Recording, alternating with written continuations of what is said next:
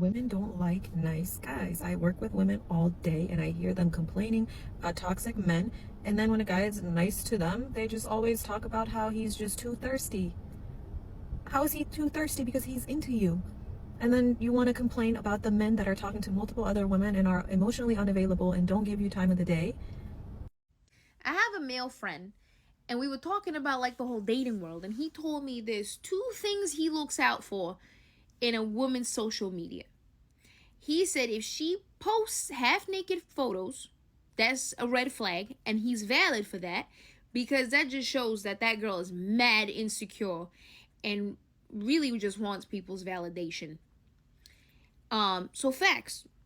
But he also said a woman who posts like, has a bunch of stories of her traveling.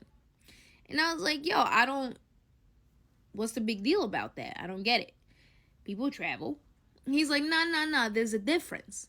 If she's alone in every fucking photo, that means she's getting fucked. I was like, shit. Fuck, yeah, you right. Because I know a lot of girls that travel alone, okay? They're not. They are getting fucked. And I was like, well, what about the girls who go out with, they go travel with their friends? I know a couple of girls like that. He's like, probably getting fucked.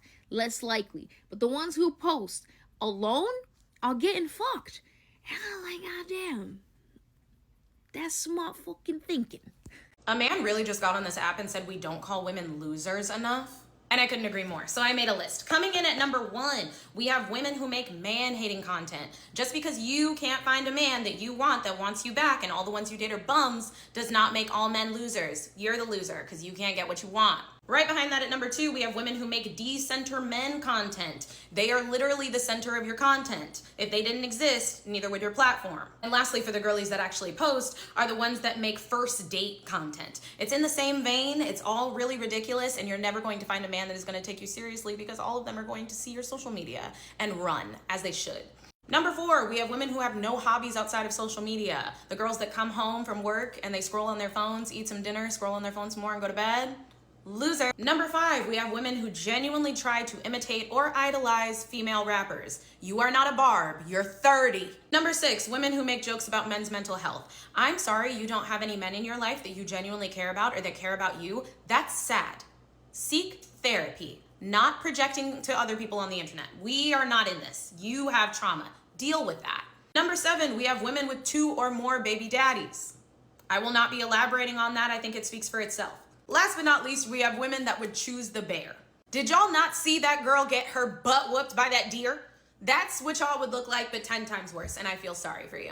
Final disclaimer, I am an equal opportunist, so I can make the same list for men, but this one's for you ladies. Love you. Not really. I just find it so ironic that we as women fought for the right to work and have the same jobs as men.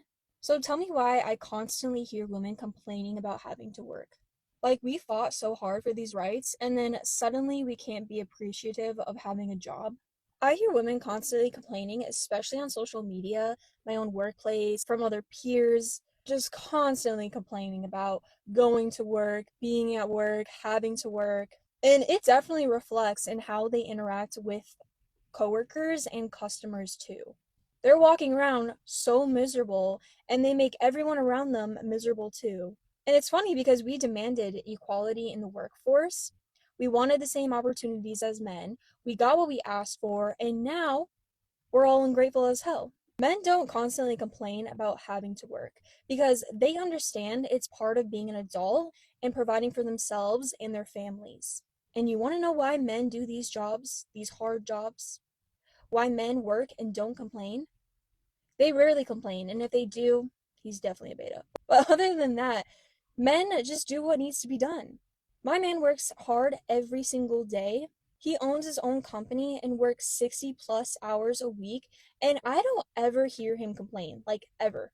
Because men were made to carry this type of stress, women weren't. Men understand that work is their responsibility, their duty. They don't expect it to make them happy or fulfilled. They expect it to provide for their families and build something meaningful. Did you or did you not know that he was taking out a personal loan to buy you this car? And that was so that he hopefully would ingratiate himself to you and you would like him better. Is that right? Correct. Did it work? No. How soon after he took out the loan and bought you the car did you know it wasn't going to work? We were just going to be friends through it all anyways. It wasn't going to be anything. He didn't want You the know money that. from me. Yes. You knew that right Yes. along. Then you know what you're like? A prostitute. You took money from him under false pretenses. He was hoping for, you're not even a prostitute who delivers. Look at me. That is the cruelest thing that I ever heard. You wanted a car. You had a guy who cared for you, who was trying to help. Put your hand down. And you decided to use him for money, holding out the hope that it would be something more of a relationship than just friends until you got what you wanted, and then you told him to take off. That's exactly what happened. That's exactly what you just told me. Precisely. You have the worst kind of character I've heard in a long time. How much does she owe you? $2,724, I believe. Judgment for the plaintiff. Let me tell you something, madam. You may have a reasonable-looking face. If you have a lousy character that will last you your whole life, you have to have a good character. You have to be a moral person. You don't use people cruelly. Do you understand? Good. Goodbye.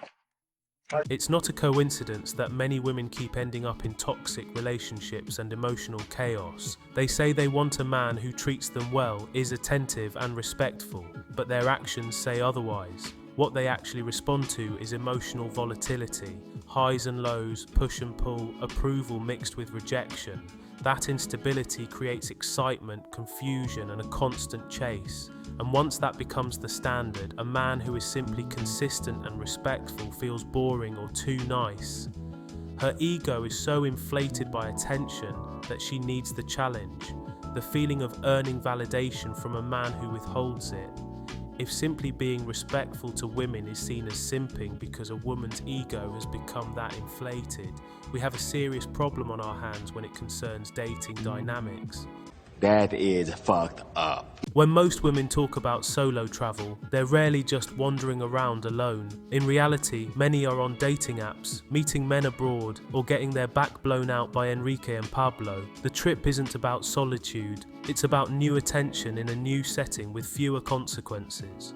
The same goes for all girls' trips. Some are genuinely just for fun, but often group dynamics take over. Friends hype each other up, lower boundaries, and sometimes even encourage behaviour they'd never support back home. Phrases like, "Whatever happens in Vegas stays in Vegas," didn't come out of nowhere. That mindset follows people wherever they travel, and distance from home often becomes an excuse to ignore accountability. Why am I not surprised? When a woman's entire identity is built around first date breakdowns, or chasing attention online, or complaining about relationships, men start to recognize her for who she really is. When social media becomes her only hobby, her main personality trait, or her emotional outlet, she tells on herself every single day. Add in mocking men's mental health, copying celebrity personas that don't fit real life, or creating repeated chaos in relationships, and the pattern becomes obvious. These aren't empowerment moves, they're red flags. Men avoid these women because they're unstable, attention-driven, and not relationship-oriented. And the harsh truth is, the louder the content, the harder it becomes for men to take them seriously. She was a bitter woman. Women fought for equality in the workplace, demanded the same opportunities as men, and then turned around and treated work like an injustice. They complain about having to show up, about responsibility, about stress, as if adulthood wasn't part of the deal. Men never expected work to fulfill them emotionally. They understood it as duty, structure, and provision. Feminists were sold the idea that a career would bring happiness, purpose, and identity. And when it didn't, resentment set in. You can't demand equality and then reject the responsibility that comes with it. Poor, deluded females. Some women manipulate men through fake romance, promises of love, and emotional attachment, all to extract money, gifts, or long-term financial security. Sometimes it's thousands, sometimes it's millions, and when it happens through dating, marriage, or divorce, it's rarely treated like a crime at all. Men get financially destroyed this way every year and nobody cares. But when a man does something similar to women, it becomes a global scandal, full documentaries and public shaming, like he's the ultimate villain. Same behaviour, completely different reaction. Hypocrites. Real men of genius.